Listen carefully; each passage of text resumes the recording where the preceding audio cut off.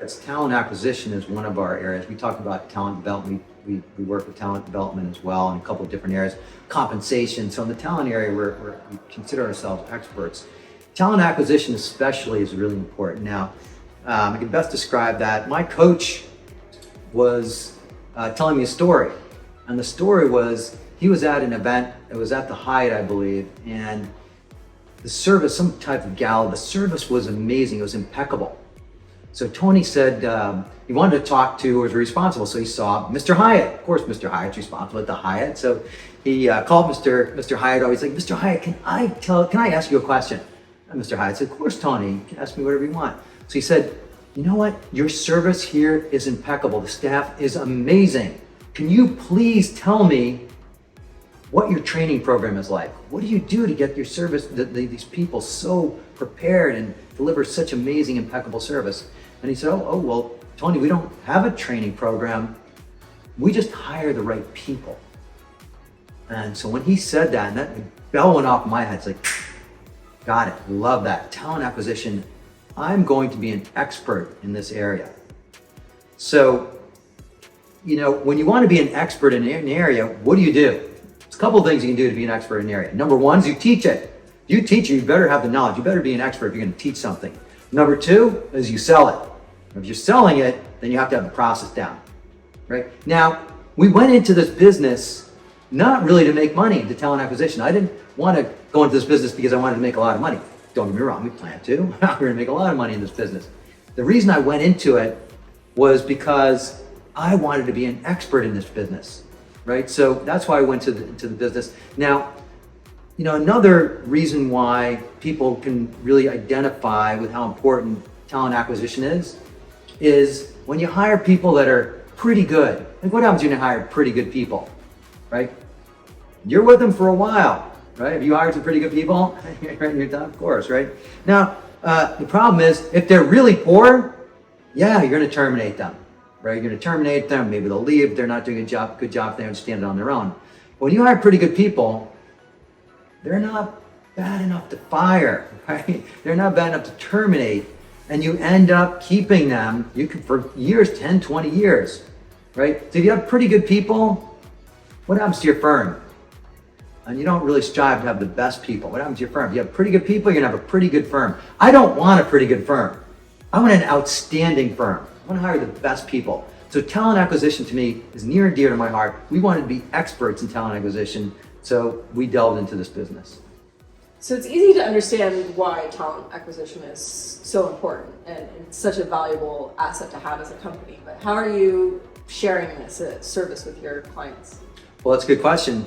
So we do it based on our formula, the Arootah success formula, which is knowledge plus process plus technology plus expert guidance. So on the knowledge side, what we do is we accumulate and consolidate the knowledge that we already have. Then we talk to experts, and then we'll do some research, and then we put that together in a book, which we've done. And the book is called the Talent Acquisition Principles, 10 Principles for Talent Acquisition. Then we come up with the process, right? The process to apply that knowledge, because remember, knowledge does not apply itself. You have to make the application. From that process, we've designed technology. Now, I love this technology. It makes it efficient and effective, and it makes sure, like I was saying, you can't screw up the process if you follow the technology. It goes in order. So we've used this technology to really apply our process. It's a candidate scoring tool. You should check it out. It's a really interesting tool, and allows you to score candidates in this process. We'll go through a very detailed process on it. We make it efficient and effective. Then expert guidance. We have coaches, we've got advisors that can help you with this process and go through that with you, the CSA formula, get you really clear on the candidate that you're looking for, ensure that you understand what the objectives are for that candidate, what the helping you prepare a job description, things like that. So we put this all together for our clients in a 10-week masterclass, right? That masterclass goes through things like a gap analysis, right? You have a gap analysis. Who do we have on the team? What are their strengths and weaknesses? How do we fill those gaps? And those gaps can be filled in a few different ways. They can be filled with a full-time hire or a fractional employee or consultant, which we have on our team. We've got hundreds of fractional employees and consultants in this particular area, and coaching as well. And then we'll do assessments. So the book talks about assessments, all kinds of different assessments that you can do. There's a host of assessments you can do internally, a host of assessments you can do externally. You can do assessments based on a work project, a take-home project, and see how they do. So that's assessments. And then interviewing skills, right? Interviewing skills. Now, one thing that came to me when I was devising this process is that, especially for a smaller company, when you're hiring somebody, you actually don't, just be the fact that you're hiring somebody means you don't have the expertise to even interview them. You've got to go out and find an expert in that particular area. So a part of our process is if we don't have expertise on our own team, we'll go out and find somebody who's an expert to actually interview the person. So that's an idea of these little tips that that come about in the book. Now, then we'll do a scoring, and the tool that I talked about does this scoring. It's a two-part process when we do the scoring. We're scoring candidates. We'll look at their technical skills as part of the tool that we're talking about, our SaaS product. We'll look at their technical skills first. That's an obvious one, and that's going to be different for each of the roles. Then we'll look for the soft skills. As one of my coaches was telling me the other day, it's really hard. Now, soft skills are pretty much the same for any employee. They may be weighted differently, but usually they're the same skills. They have great work ethic, do they have grit, things like that, are they conscientious? Now, what I've found is that these soft skills, my coach was saying, he's like, Rich, I told you the soft skills are the hard skills. I was like, and the more experience I get, I realize how important these soft skills are, especially for your culture. Then we'll talk about the offer. It's really important to get the offer right. You've got the ideal candidate, like I really want perfect, and then you screw it up with the offer. You can't screw it up with the offer. You want that person, it's too important. You've gotten this far, you got to land the client, right? Now, references, another thing that we'll talk about. And look, when you're talking about reference, how many times have you ever gotten a poor reference on a reference that somebody's provided to you? Right? You ever get a poor reference? No, right? They're all going to be good. Like, you provide me with a reference from somebody, you're not going to provide me with a reference from somebody who's going to give you a lousy reference, right? It's just not going to happen. So we talk about are the unlisted references.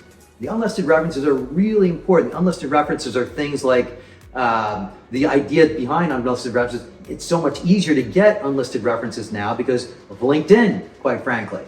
You either know somebody at the firm they're at, or you know them. If you can get an unlisted reference, somebody that you know better than that person, that's like gold, right? You can't, no matter how many interviews you do, no matter what type of assessments do, if you talk to somebody, like I'm talking to an unlisted reference, and like, Christina, how is this person to work with?